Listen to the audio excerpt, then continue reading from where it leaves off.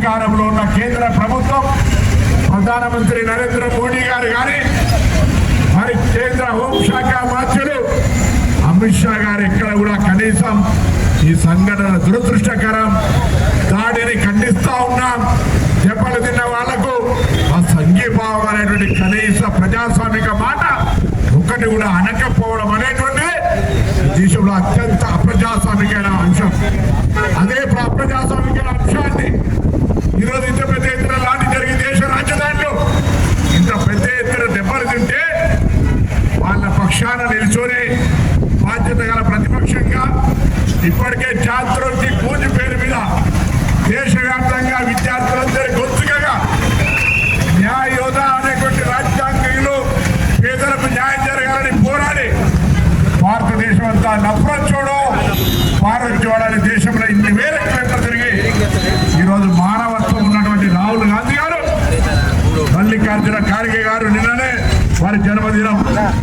వారు రాహుల్ గాంధీ గారు లోక్సభ ప్రతిపక్ష నాయకుడు, మల్లికార్జున ఖార్గే గారు రాజ్యసభ ప్రతిపక్ష నాయకుడు, ప్రియాంక గాంధీ గారు వందల మంది ఎంపీలు కాంగ్రెస్ పార్టీ ఇతర కూటమి ఎంపీలంతా నరేంద్ర మోడీ గారి ఇంటి ముందు నిల్చుంటే అక్రమంగా పోలీసులు అరెస్ట్ చేసినారు.